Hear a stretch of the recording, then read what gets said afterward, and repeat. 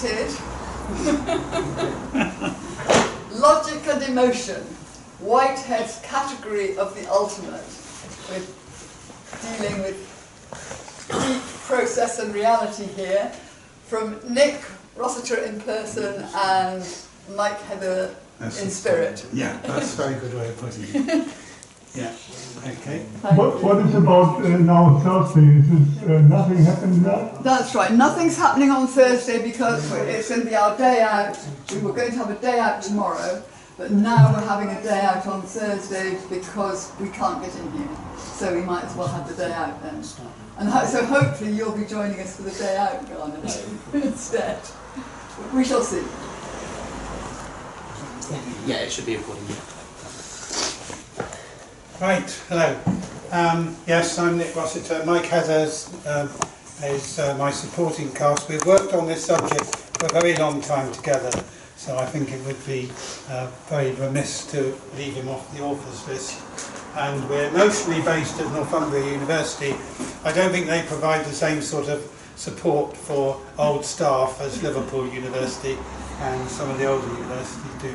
The bit of background to this, I was at a conference in Crete in April, Universal Logic, and I was at a workshop called Logic and Love, which you might think is a complete non sequitur, and it was quite a difficult workshop because we weren't really used to dealing with such concepts and things like that.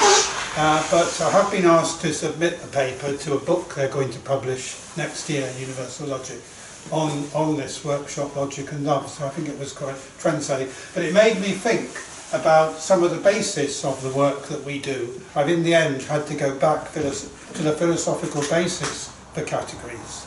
And so this talk is more concerned with the philosophical background of category theory rather than doing an application in category theory. If you remember at past ANPAs, I've done databases in category theory, which is the easiest thing to do, because the basic category theory you see in the books is generally dealing with small categories, which is the category of sets, according to Zermelo Fraenkel, ZF, and databases come quite close to that, and so it's quite straightforward. Whereas last ANPA publication was on music, and music is a more challenging area. We realise some of the problems there, but music is probably the easiest of the arts because it does have a very clear technical notation, and there's quite a lot of technical apparatus involved in music. But I think we still took a bit of liberty with some of the types, like sounds. Well, I suppose you can have types, sounds as types. But so with the work, really, the direction of the work is going more towards biology, the arts, away from hard science. That's basically the idea. Is it recording? Yeah, no, I was just restarting the screen sharing. Okay, right. Okay. So what we're going to do is we're going to look at an alternative basis for category theory. If you look at category theory, it developed about 1944, 1945, with the first work by Eilenberg and MacLean, and they were pure mathematicians. So it's developed very much from, hasn't got a philosophy of the real world, because sets are not the real world. I want to stress that at the start. Sets are all in your mind. And so there's no reality in sets or in the current category theory necessarily. Right, so this is Whitehead's book, Alfred North Whitehead. He's quite a recent philosopher. He's 20th century, whereas of course a lot of philosophy goes a long way back. And it's called Process and Reality, an Essay in Cosmology, and that's subtitle given by Alfred North Whitehead to his celebrated Gifford lectures. He was English, and he was actually Bertrand Russell's PhD supervisor. So he wrote a book, a series of books with Bertrand Russell, Principia Mathematica, so dealing with set theory. But he was in England at this time. Later he moved to Harvard when he was 63. He took up a new career in America, Harvard University, becoming much more philosophical. Though, of course, this is philosophy. So this is Process and Reality, Edinburgh, 1927 to 28. And this book was published in 1978 as this New York, the Free Press, Griffin and Sherborne. the history of the manuscripts here is quite complicated, because originally there were two conflicting original editions, one Cambridge in England and one Macmillan in America, and they had different editors, and so they ended up with different versions. And Whitehead was evidently an appalling person for doing this final production. He had no interest in the details of publishing, and he just used to let them get on with it. And of course that meant that if a letter was he was doing it, a manuscript, if a letter was misrepresented, it went into the text as misrepresented quite lightly. And so words like monadology or monodology, they were confused and things like that. So poor proofreading, inconsistencies, punctuation all over the place. And to give an example of Whitehead's disdain, right near the end he decided to change the adjective for category theory from categorical to categorial. And all the publishers, of course, have got all the stuff set. These days it would be inconvenient. Then it was actually quite a major job to reprint the thing. So, but now we do have a corrected edition. It's online as well, and it's online in PDF in Word format, so you can search it and you can copy and paste from it. So that's been a massive aid in producing this presentation.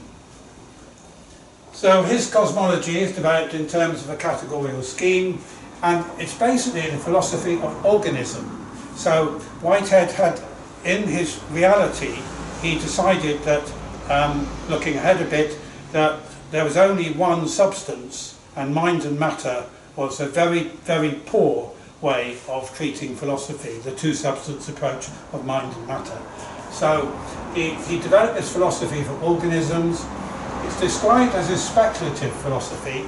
I think that's perhaps normal terminology for a novel philosophy, rather than regarding it as completely speculative.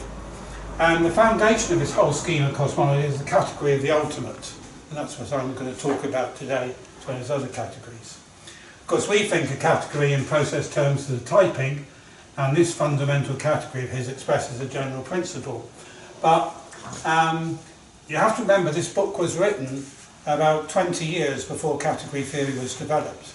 So there's nothing wrong with that. I mean, some of Aristotle's stuff is used in modern, and that was written a lot time earlier. So nothing, but you must remember that he didn't have the idea of category theory, and he couldn't argue with the people who were developing category theory.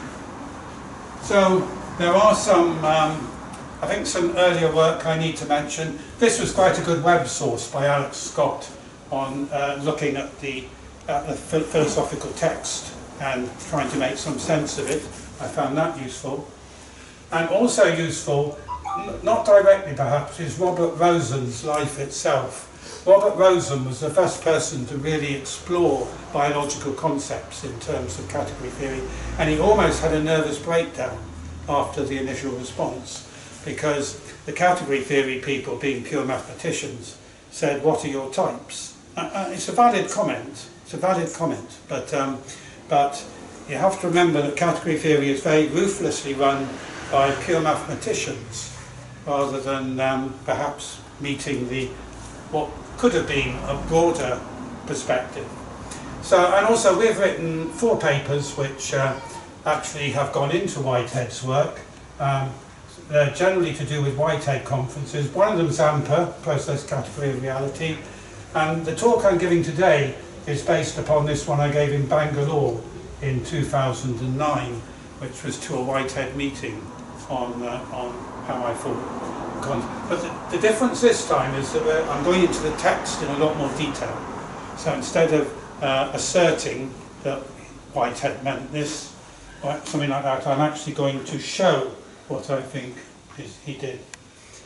I have to say Whitehead's writing style is dense and involves many of his own terms, so it's not very easy. I wouldn't pretend that there's a 100% correlation between anyone's ideas and Whitehead's. But we decided to have a closer look on his actual text, partly because we now understand category theory better, or we hope we do, and we want to focus on the concepts that Whitehead considered important. But the other main thrust now, coming this year, is the desire to extend formalisms into biological sciences. So we want to get into emotion, love, things like that. I think that is the next stage, really, to move into a broader idea. So we thought by going back into the original philosophy, we may get some help with this. So the category, this is Whitehead's adjective for categorical. It's which I'm not going to get into arguments of the categorical scheme. So he's got 4 special categories: the category of the ultimate, categories of existence, categories of explanation, and categorial obligations. Now you might say, what does the word category mean, if there wasn't any category theory at the time? And that's a very good question. I've got a bit on it later. I think he was leaning more towards the Aristotle idea of category, but that doesn't help us too much because Aristotle's category is argued over endlessly by philosophers as to what it meant. So it's not going to give us a clear lead. So these special categories, yes, the categories of existence, that's got 8 categories of existence. There are 27 categories of explanation, which expand on what's going on, and 9 categorial obligations. Sorry about that character there, I think that's some transposition. Category of the ultimate expresses the general principle presupposed in the 3 more special categories. So the categories have a common thread through them, they're all unified, if you like, with their language. And the whole of process and reality rests on this categorical scheme. That's the basic idea. So at first sight there seems to be a hierarchical typing. Got the category of the universe with 1 category, categories of existence, explanation, and the obligations as what you might call subcategories or hierarchy or something like that. That actually doesn't turn out to be the case. There's nothing simple like a hierarchy or anything like that. But that's one way of looking at it. So what Whitehead does not say, he doesn't provide any diagrams. So that's obviously quite in the whole of the book, there's not a single diagram. So obviously when you look at a subject which is so heavily orientated towards diagrams like category theory, that's a problem. He doesn't state there's a hierarchical relationship. It doesn't even explain what he means by the term category. But we would say charitably that it's defined by the category of the ultimate self-referencing. He defines it as he goes along. It may be Aristotelian. If you look at page 30, this category of the ultimate replaces Aristotle's category of primary substance. So, but obviously then you've got to lean on Aristotle to see what he said about categories. And there we have classification, predicates, things like that. But that's the basic idea, I think, that we're dealing with. If it has no difficulty with a category member of itself, and a category is not to be identified with a set, and of course this problem about set being a member of itself was the thing that led to the termination, more or less, of the Principia Mathematica project after 3 volumes. When they realised they had to go to classes and destroy the beauty of their set theory they were dealing with. So they were definitely the architects of that finding. So Whitehead very conscious of the speculative nature, but was he being modest? He was giving the Gifford lectures, and the remaining 20 years of his life there was nothing to formalise it, there was nothing to lean on to formalise it, as he and Russell were able to provide for Principia. Right, so this is important point. It's a one substance approach. So Descartes and other philosophers considered there were 2 substances, basically mind and matter, and Whitehead abandoned this approach, considering there was just one substance, unifying mind and matter as a single process. So his substance is process, whereas they, of course, are mind and matter. So this is, I suppose that's why it was quite speculative at the time, because the general basis in philosophy then was to have this 2 substance approach, and he was going for one. And he describes the system of speculative philosophy as the philosophy of organism or organic philosophy, since he views reality as consisting of interrelated and mutually dependent parts that are involved in sustaining vital processes.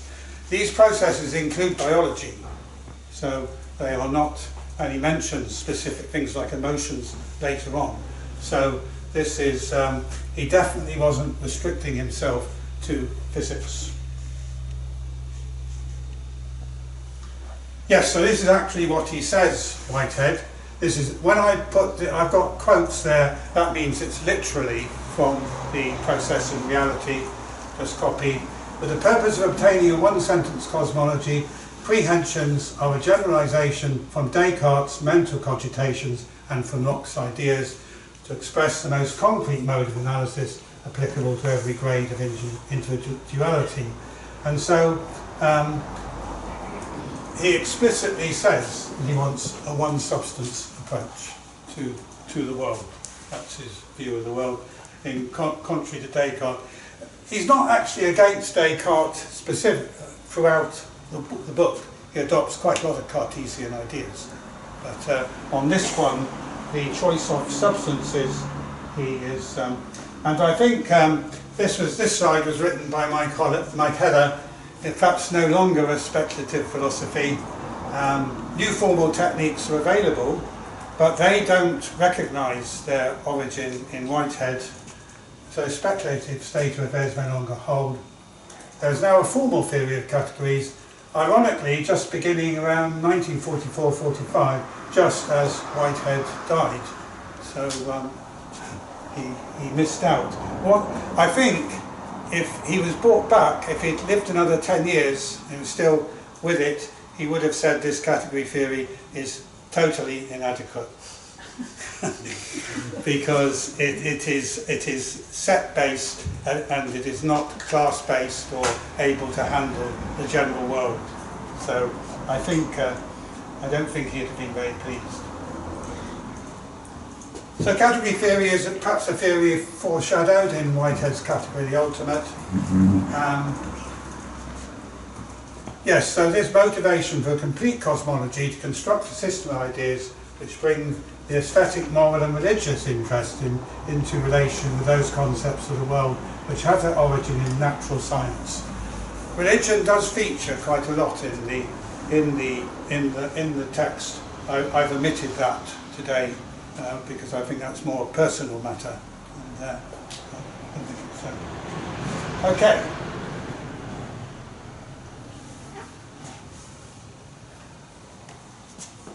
So from the formal theory of categories, can understand the need for interdependence between categories, not achieved in a hierarchy. I don't think that hierarchies are viewed as anything but a special case of a network, and the relationships are generally more complex than the hierarchy.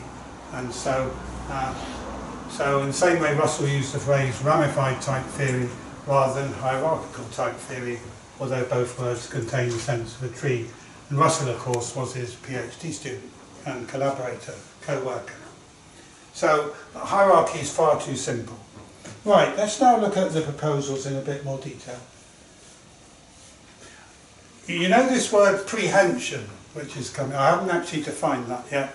I'm going to have a go at that soon, so don't worry. But actual entities involve each other by reason of their prehensions of each other. You can think of prehensions. Monkeys are prehensile. They grasp, and that's the basic meaning of prehension. It's a seizure, it's a grasping. So it's not a slow serial convergence on something, it is a snap. And this is how some of category theory works. So they're thus real individual facts for the togetherness of actual entities, which are real, individual and particular. On the next slide I have a go at some of these, which actual entities, the prehensions are real, individual and particular. And we also have this term called nexus, where we have togetherness of actual entities to form a nexus. But if you're in Tyneside, you'd say nexus, that's the Tyne and Weir metro system. And it's a joining up, it's a joining, a term for joining So you can see the difficulty with Whitehead's writing. He's dealing with a lot of terms which he has an idea what they mean, but he's trying to convey that to other people. Actual entities, the important thing about those is they are real. So he's dealing with the real world. He's a realist. Realism underpins his categories. And yeah, he's got pedantic things like this. The plural form is written nexus with an accent over the U. And so that's that's his introduction. So what do we mean? Well, the entities are real, they exist. So he's not dealing with abstract items. Individual entities, atomic. Particular, I would say, means they can be singled out and they have identity. Identity comes quite strongly through some of his work. And they can be joined together as a nexus. And that's what I would say is a union of similar types. But when we look later at his work, we see it's more like an ordered society. So you can group entities together as societies. And this, of course, might lead to things like species, biological species, things like that. And these societies can have an order to them, like a leader or various officials, things like that. And every entity should be a specific instance of one category of existence. That's classification. Okay, so that's the basic idea. We're dealing with entities. What's prehension? It's an overloaded word. It can mean grasping, seizing, interaction of a subject with an event or entity which involves perception but not necessarily cognition. And later on he goes on, there are 8 categories of existence. One of them is prehensions or concrete facts of relatedness. So I think prehension as he views it is you've got one entity and it grabs something from another entity to make a new entity. So you can get beings, which are current entities, and the process of becoming, they become a new entity. So becoming, being and becoming are 2 critical words in Whitehead. Being being existence, and becoming being the process, which takes existence into a new level. So prehensions are activity, if you like. So a prehension produces in itself a general characteristic of an actual entity, and as a vector character, and these prehensions are actually linked to, this is actually defining an entity's characteristics by a prehension, so you're giving further detail of an entity by as a prehension. This would be normally thought of as an example of a jointness. So the category theory of a jointness, which underpins the whole subject, is actually seems to be a key feature in some of Whitehead's work. With another category link, we get prehension. Page 23. Every prehension consists of 3 factors: the subject, the datum, which is prehended. That's the datum which is grabbed to be added to the entity, and the subjective form, which is how that subject prehends that datum.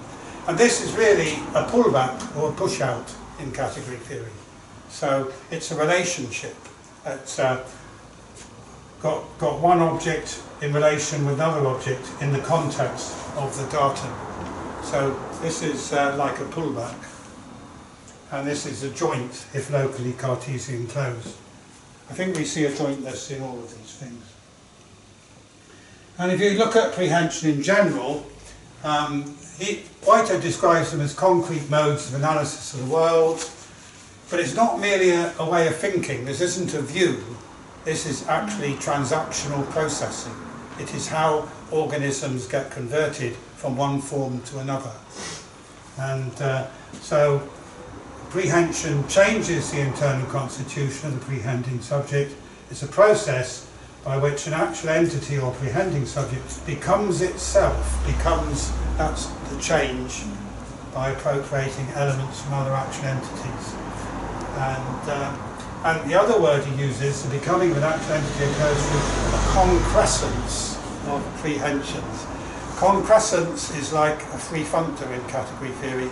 It is It is augmenting a structure with some other structure to produce a new structure. And then he has also satisfaction is a final phase of concrescence. And satisfaction would be how, after you've done a transaction or a change, you verify that all the conditions are met for a valid entity. So if this is going to be a valid organism, it's got to satisfy some conditions. So we think prehension is similar to a jointness, grasping snap, with concrescence being the free functor, creating a new emergent entity with obligations as the underlying functor. So this is, and satisfaction as the final integrity check. So if you want a category theory book that is closest to this, you need to look at Lorvier, who regards jointness as the fundamental category theory property. Yes, Cynthia's got the book there. A wise choice. Yeah. So a general interpretation of prehension appears to be a jointness.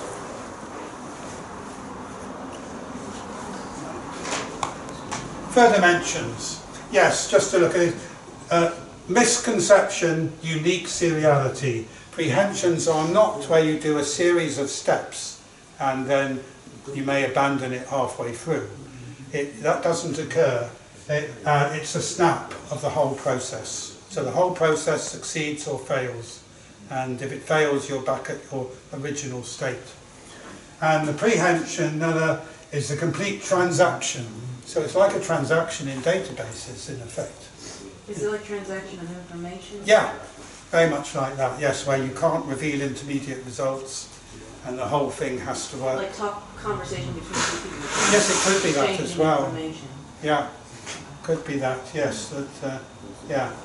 So those are the key things. It's not seriality or anything like that. It is a different... So Whitehead, quite amazing, really. So let's get a bit of category theory now, a jointness refresher. F, a left-hand category to right, and G, right to left. F and G are functors, L and R are categories, and we say F is left adjoint to G. If F is left adjoint to G, we write that. That's prehension. Then, if we can define a unit of a junction, co-unit of a junction, which compares how an object from L is converted after going round through the two functors F and G, and the co-unit, which is the other way round, if all those conditions are satisfied, that would be satisfaction. So that gives us satisfaction in the adjointness. The whole is a snap, grasping, not a sequence. F is a free functor. Creativity would change eta, that's concrescence. G is an underlying functor, applies rules, would change epsilon, obligation. So it matches very well with modern category theory. If there's no change in eta or epsilon, then it's equivalence relationship. Can you hold it for a minute? I'm sorry. Yeah. I just want to take a picture of that slide. Sorry. That's no, I'm quite happy for the pause.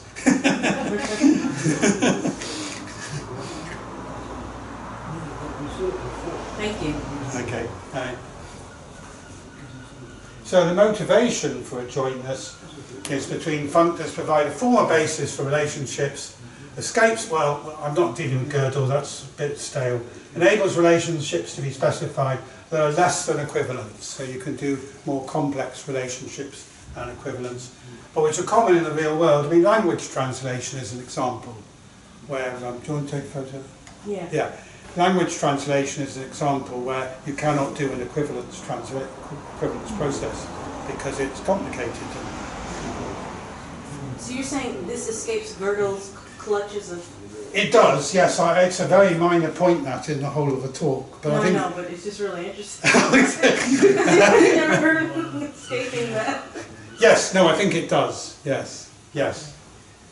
Because it's natural, I would say, really. That's the basic idea. Natural with respect to composition. Ah. I think Gödel was more... Gödel was criticising artificial systems. Sets. Yes. As opposed to classes. Yeah, that's right. Right, so I think we've done prehension. That equals the jointness. Let's move on to the category now of the ultimate. Right, so this is actually his text. Creativity, many one, are the ultimate notions involved in the meaning of the synonymous terms thing, being, entity. These three notions complete the category of the ultimate and are presupposed in all the more special categories. Then he goes on to say the one doesn't stand for the number one, it's more an identifier in fact. And he also goes on to say the term many presupposes the term one, and the term one presupposes the term many. And the term many conveys the notion of disjunctive diversity, and we also see on the next slide conjunctive diversity. And this is quite a good description for topos, which is another category theory structure. So I've actually drawn a diagram here, topos. I've made it a bit more real-worldy than perhaps you get. This is a pre-order, I would say, so you can have cycles in a pre-order, and can be a bit more, you relax the anti-symmetry rule. And so we've got here, this is the one, the terminal object, so, and this is the many we've got down here, and this is another one here. So you're mapping from one here, the initial object, to many here, and then you're mapping from the many up here to the one there. And even more uncannily, this is the plus side, so this is the disjunctive side, and this is the terminal object side, and this is conjunctive. So in fact, when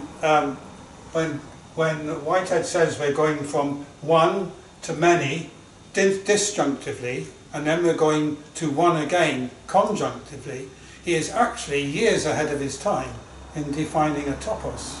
It's actually quite remarkable. The one here isn't really a number one, it's a handle for the world and its subworlds provided by the identity. The pre-order, is that similar to a poset or a partial order? It's very similar to a partial order, but you can have cycles in it and things like that. Okay. The anti-symmetry rule is relaxed. I think quite a lot of people prefer things to be pre-orders because it's more general. So that shows the topos there, and then if we go on to see, so creativity is the universal of universals, yes, which the many, which are the universe disjunctively, become the one actual occasion, which is the universe conjunctively. And that is the topos which I put in with the identity functor. You can see the picture here, this is the one, well it's actually zero, it's initial object, going to the disjunction, and then that goes through conjunction up to one here, the terminal object. So, so I think there's really quite an uncanny correspondence between the Whitehead's writings there and topos theory. Can you go back a slide as well, because there was another important term there. Occasion? Occasion, that's Yeah, do I go into those? That's really like his time.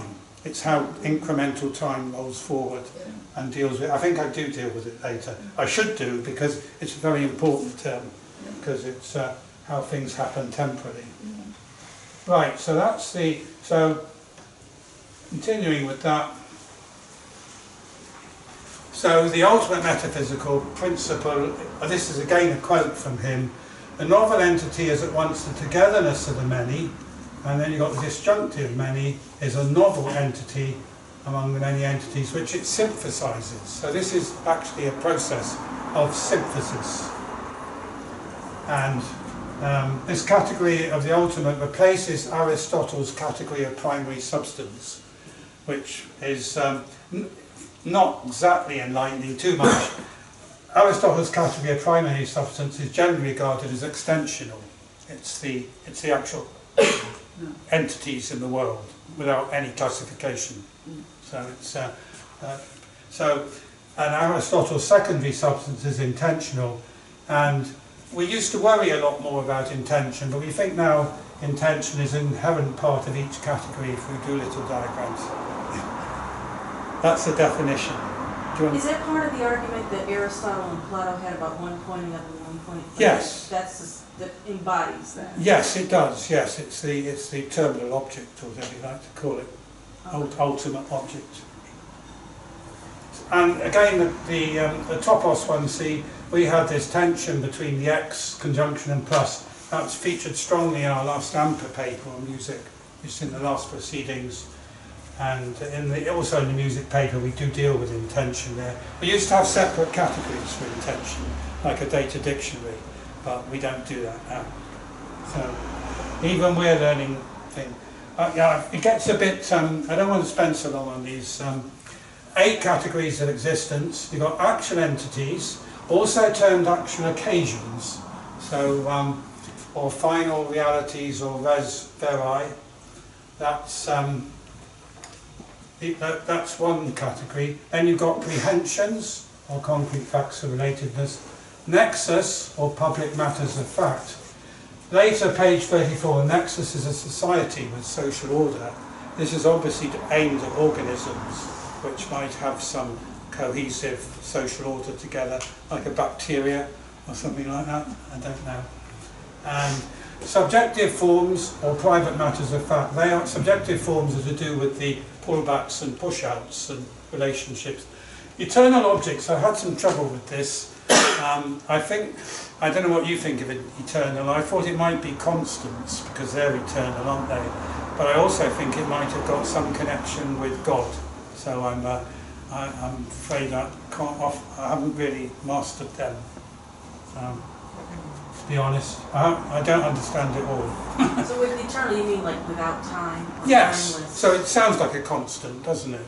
Yeah. Well, yeah, I mean, because he was, he's known for saying all philosophy is basically footnotes to Plato. Yes. Yeah, so I think Platonism runs through him. Yes, this is probably a Everybody. footnote to Aristotle. This is. Okay. Propositions or matters of fact, specific determinations and matters of fact. I think multiplicities or pure disjunctions of diverse entities. That's like a union of things. And then he's got these contrasts. There's quite a lot in this, and I'm still really exploring that. I'm reading. He's got this first part, which has got a very condensed description of all these things, and the rest of the book is supposed to be an explanation of what's gone on.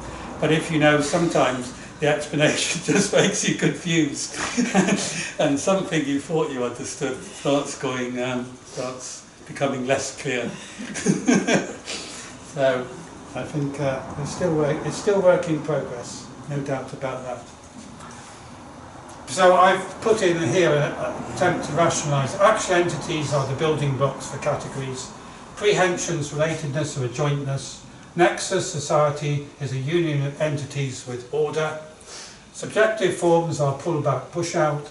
Eternal objects are constants. Propositions are logic. And multiplicities or pure disjunctions could well be the co-limit, which is the limit of the plus side. Contrasts or modes of synthesis, I think, will be adjointness again. So I think we can handle those.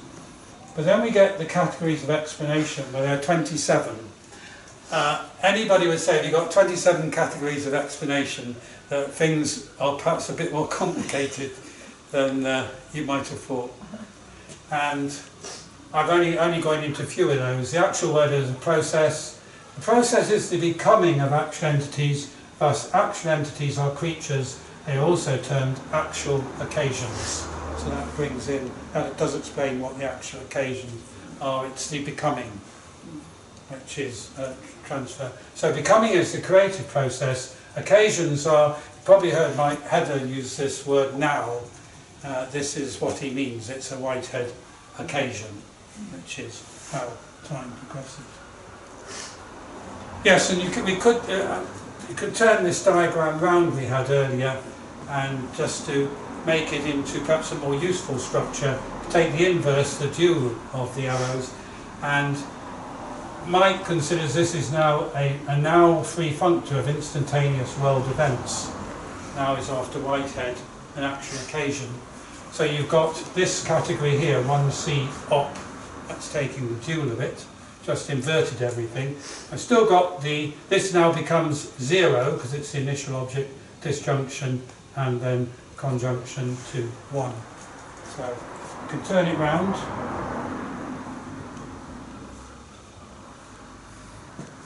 And the creativity, I think the becoming process, new actual entity 1c op prime from 1c op, actual occasion, incremental time. And I've written these 5 formulae down. A free functor takes 1c op to 1c op prime. Underlying functor obligation takes 1c op prime to 1c op. And that's concrescence, that's obligation. A jointness statement is prehension. And if you get these units and co-units, and in accordance with the rules, the triangular identities of category theory, then you have satisfaction. So that all seems to hang quite nicely. Can I say something a bit flippant? Yeah. Reminds me of Fry's Five Boys. Yes. You have to be a certain age in English to get that. Yes, yes you do, don't you? Yeah, that's right. And this just really says that being is the potential for becoming, which I've already done before. And this is interesting because in the explanation he goes on to deal with things like feelings, which and by feelings he doesn't mean he means actual emotions. And so he is actually bringing these in. So there are 2 species of prehensions: positive prehensions, which are termed feelings, and B, negative prehensions, which are said to eliminate from feeling, which other people read, I think, as no feelings. And so he takes the view, I think, that not every prehension will lead to feeling, because it might just be a physical thing or something like that. But if it's an organism, something like that, it could easily be, there would be a positive feeling, positive prehension giving feelings. So this obviously is worth exploring more. He says there are many species of subjective forms, such as emotions, valuations, purposes, aversions, consciousness, etc.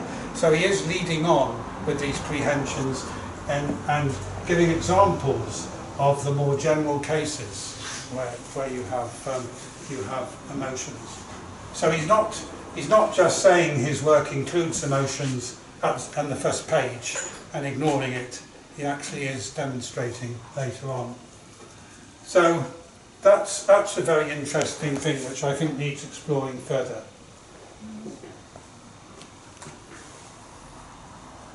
Oh yes, and he also deals with the ontological principle, which of course is existence, and very popular in modern information systems as a sophisticated data dictionary type of thing. So he is aware of the use of ontologies for describing systems. Right, I'm going to be...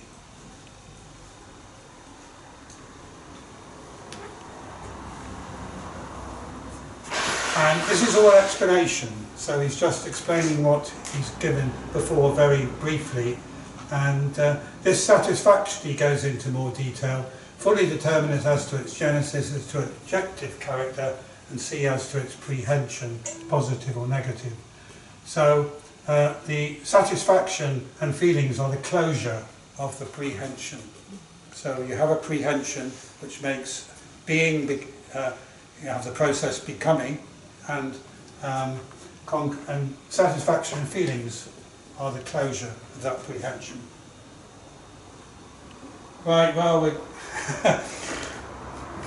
9 categorical obligations, which I've listed here.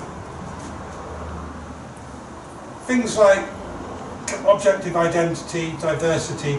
This simply says you can't have objects with the same identity. It's doing fairly standard housekeeping, if you like. Some of them I think are a bit more complicated, but I think they're basically concerned with the maintenance of integrity in the system, and this is what we call the underlying functor in a jointness modal logic. So they're a very interesting way that he's expressed those. So we are now going to have the overall scheme revisited, all I've done is replace the hierarchy by a jointness, so that the category of the ultimate is in a jointness with these three categories.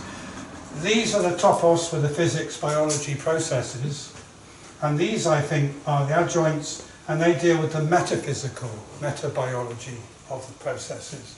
So they're giving, if you like a data dictionary where you can look up how something is actually handled in a system. So that's my view. I think there are other ways. You could consider a jointness between these categories as well, but I think that's getting a bit over the top with a jointness. So it's not a hierarchy, it's all equal, and it's a jointness. So let's have a look at the results. Right, so the category of the ultimate is the topos, handling the process becoming. In a single substance philosophy, mind and matter are treated as one, and the match between Whitehead's language and topos theory is very close. I would give a lot of money to bet that that relationship holds. I think I'm very confident of that.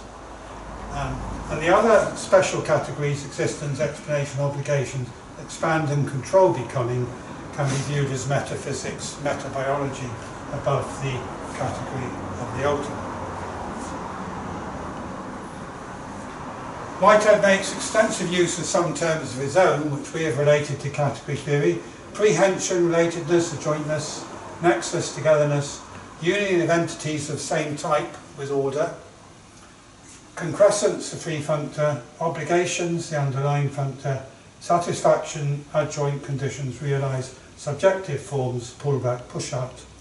On these, I think our interpretation could be challenged. I think it's the closest I can make at the moment. But I think the topos is very high certainty that that's right. And I think that the adjointness is right as well. But some of these others, you could perhaps argue for alternatives.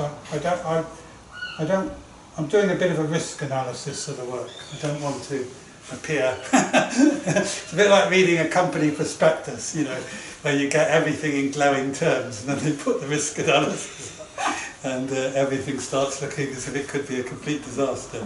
So I'm not being pessimistic about the work. I'm just being realistic, highlighting where further work is required. Now, another thing is categorification.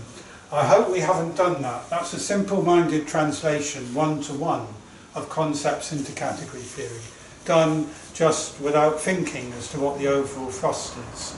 I think we've tried to avoid looking at the main thrust of Whitehead's work, so we haven't agonised over every word or phrase or something like that.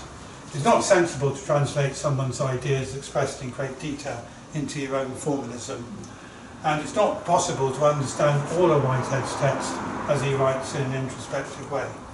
I'm still looking at the later sections with more explanation, as that's not necessarily clarifying things. Consequences. Whitehead's process of reality provides a philosophical basis for category theory. So this is an alternative to the classical pure mathematical set-based basis. So actually it's quite, Whitehead's work should be given more seriousness or more weight in looking at the category theory origins. And when category theory people say, well, what about the types or whatever, you can say, well, actually, it could be made a lot more general, the subject, by making, because category theory is also a single substance. It's based on the arrow. Everything can be expressed in the arrow. So it started off with the process idea, but it's rather lost it in becoming set-based and set addicted to sets. So process and reality gives a much richer realism than set theory. So there's quite a lot more that could be got process as a single substance, much richer type system, including complex metadata, and a move towards biology. And I finished with what a pure mathematician would say, as he said to Rosen, what are the types? The other thing I would say, going back to category theory, is that it is based on what's called small categories at the moment, which are ZF set theory. There are things called large categories, which are based on classes. And there's a lot of argument over them. They haven't really been developed like small categories. But that is one possible way to go. But otherwise, of course, we need advances in types. But when you look at subjects like genetics, for instance, over the last 20, 30 years, genetics has advanced from no real knowledge of the types to now a very tight specification of all the types and transformations. So love is quite a difficult area. I can assure you that at Crete, where I was at the conference, no one gave a convincing theory for love, but they've obviously asked us back to write this book to try and consolidate what we thought we'd achieved. But, anyway, that's it. Thank you.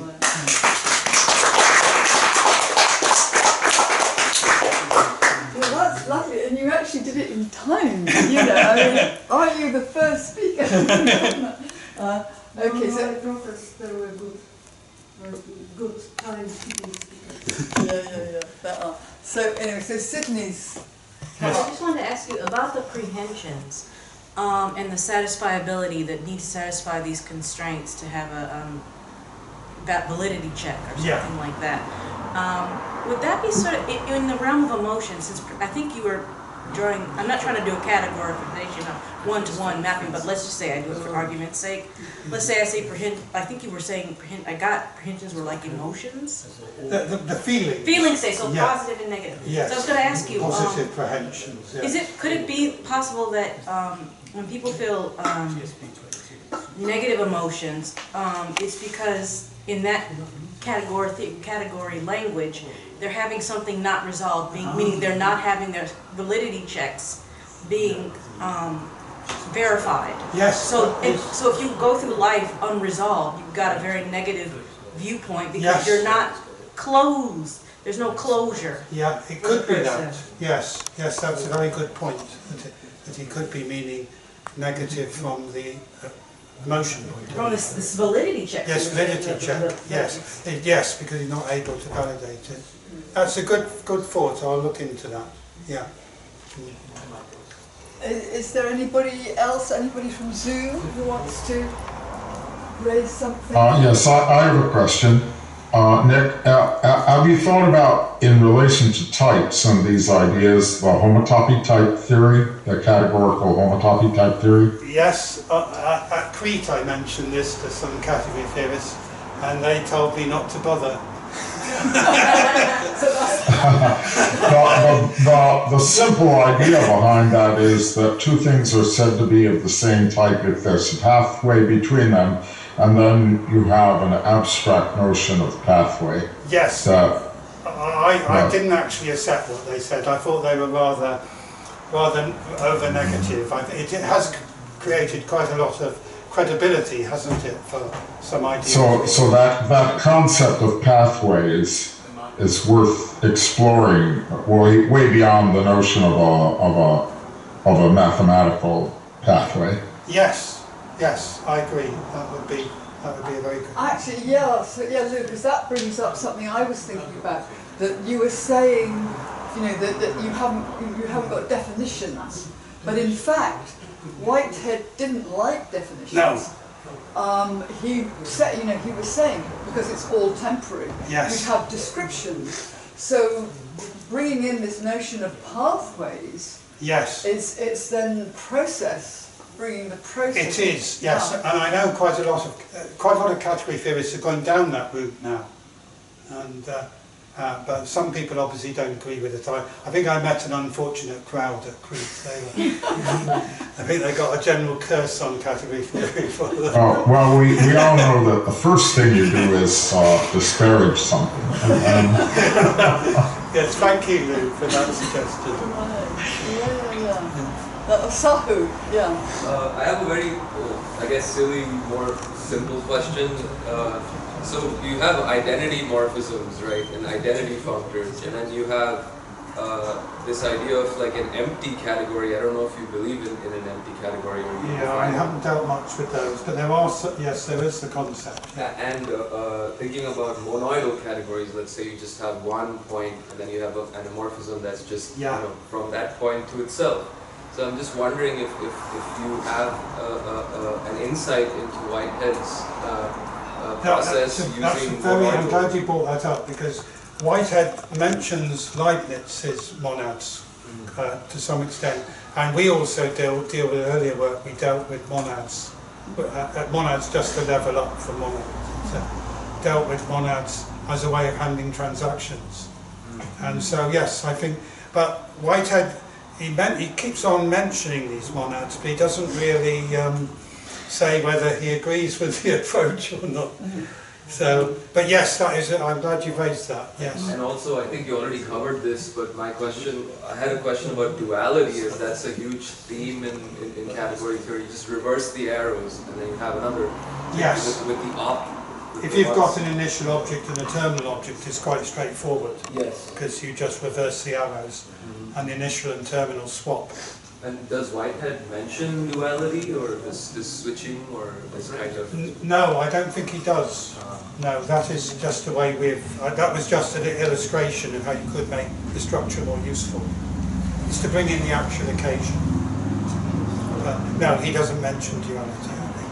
When you say occasion, do you mean occasion like a time being like an object with a order relation? It's a time. So it's using time increments. Okay.